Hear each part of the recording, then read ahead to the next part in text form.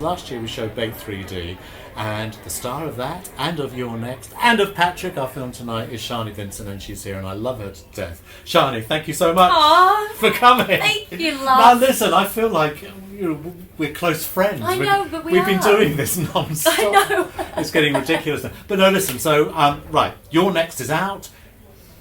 You're great in that. Patrick, how did you get this part? How did it all happen? You know, this was an audition that came up so long ago that I think I auditioned about a year before the film actually shot. So it was quite strange, because usually you audition and then you're up shooting the movie within a couple of weeks. But with this one, it was like, I remember putting an audition down on tape, and I sent the audition to my Australian agent, and he actually got back to me and he said, do it again. And I said, oh no, was it that bad? And he said, no, it wasn't that bad, I just think you can do better. And I said, okay. So I went away and I did it again, and then we presented it to Mark Hartley and to the team, and then we got the good news that I had booked the role, but then we didn't actually start shooting for about 12 months. So it was sort of like this movie that was, I knew I had, but it was sort of just put on the back foot for a little while. Why were they just getting the money together, and is it stuff like that, or what?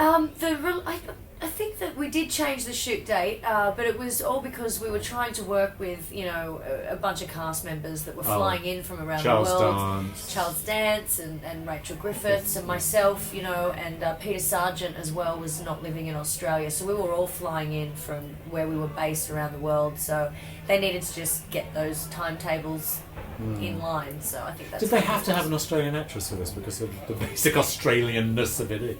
I mean, you know, it's weird. I don't think that they really did have to have an Australian actress at the end of the day, now that I look at the film, because we were sort of doing, I mean, they want to call it a mid-Atlantic accent or whatever you want to call it, but really it's just generic. So so you can't really pinpoint exactly where they're from.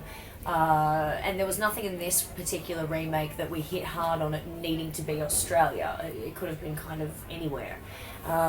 So yeah, I don't know if they really did need an Australian actress at the end of the day, but I'm kind of glad that they thought they did, because they picked me, so that was good. So you didn't see the original until after you made the movie. So Right. when you actually read the script, how did it sort of like come across to you? Because, you know, like the reason for it being made in the first place back in 1978 was because of Carrie, of course, you know, which is very similar. So what did you think when you read it? Did it actually work for you as a story on the page? Yeah. I was quite fascinated by it, because I hadn't read a script ever that had dealt with telekinesis. Not a script that had landed in my lap anyway.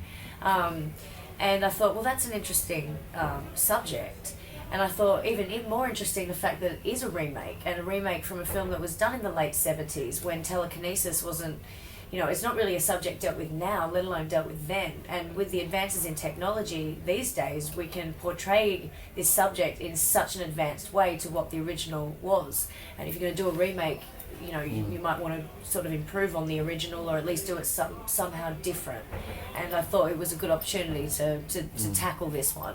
And then, yeah, I watched the original after I had booked the role for this one, and I wanted to see why it had become this Australian cult classic.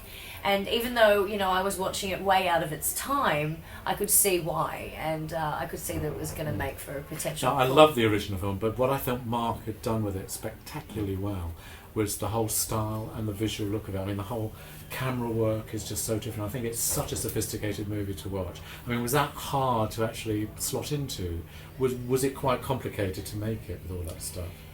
We kind of chose to really stay in one set. You know, the whole hospital was built in the one set down in Melbourne in Australia, so it was quite a controlled environment for that reason, that we were trying to create this real gothic, dark, out of era sort of setting, and that was the way that we were able to kind of control it. But I knew that it was going to be very visually appeasing when I saw just the first shot that we did on the first day. And, you know, in meeting our wardrobe designer, who was just amazing. She put all the costumes together, and our set designer and everything. It all just was falling together, that you could see where they were going with this sort of period piece. And yeah, I felt like a Catholic nun for a lot of the film, which was really different. So I really enjoyed myself coming to work and putting on my little Catholic nun hat and uniform. And Yeah, it's good. It's a good look on you, I have to say. Well, thanks. Yeah, it's probably the last time you'll see it, so thank you. Now, what about working with Charles Dance? I mean, Oh, amazing. You know, a dream to work with Charles and Rachel. I personally am not somebody that has gone through the Game of Thrones series, so I didn't know him from that, and it was amazing how many people sort of flocked to me and went, "Oh my God, you're working with Charles Dance from Game of Thrones." And I'm thinking, I should watch this Game of Thrones, you know. And since I have seen him in a few episodes, so I always knew, though, you know, it was Charles Dance. I've seen other things that he's done, and I just thought, what an amazing opportunity to have sort of my name sandwiched between Rachel and Charles's name in this film. And I thought, how can we go wrong, you know, with such an amazing cast? Now, I wonder if you knew that Patrick actually had an Italian sequel called Patrick Lives Again. I didn't. And I mentioned to Mark when I saw him, I said, you thinking if this does well, Right. would you do the sequel? So, I mean, would you do a sequel again? What did Mark say? And What he did said, Charles yes, say? said a flat. I don't know about Charles. I only said 2 words to him. So, are you coming to FrightFest? He said yes, and he's not here. You see, what I'm finding tough is that I'm having such an amazing experience doing Patrick, You're Next, and they are movies that leave my character alive and open-ended towards a sequel. But the thing that I'm finding tough is that all my cast members are dead by the end of these movies. So I'm like, well, if I was to go again, I can't really fathom doing it without certain people, you know, so it's tough, because it's like, yeah, I would want to do another one, but I'd want to do it with these people that I did the first one with, and, you know, they've been killed off, so maybe we can do a prequel. You were a great advocate of Your Next. You watched it so many times. I couldn't believe. How are you going to be watching The this? festival circuit we did a lot. We did 2 years, see. I Your know. Next took 2 years to come out, know. so a lot of festivals happened in 2 years. But you're not going to watch Patrick as many times, are you? No, you know, and it is not to really say that I prefer one over the other. It's just that I did see Your Next so many times. I couldn't believe how many times you saw that. It was ridiculous. Let's not tell everybody. But, you know, what can I say? I do... Look, the truth of the matter is I put as much energy into promoting a movie as what I do when I'm actually shooting a movie, because I'm not a producer, but I really respect where all the producers are coming from, and the effort that it takes to actually get a movie out there and have it advertised and publicised, and you can have the best movie in the world, and without people knowing about it, you don't have a movie. So I just realised that it's just as important. So I give 3,000 of myself when I'm shooting a film, and I do the same when I'm promoting a film. So that's why I saw Your Next so many times. It was not actually about me seeing the film. Honestly, after the second or third time, I wasn't watching the movie. The reason I was going in there was to experience the reactions from the audience. That's why we made this film, and there's nothing more rewarding than when you're in your own screening and you're watching how other people are reacting to the film. That never gets old, and that's why I was able to sit through the film so many times. I was actually watching the fans, not the movie. So what are you doing next? Have you got anything planned coming up, movie-wise? Well, we're coming... It's interesting. Like, this has been the first year so far in...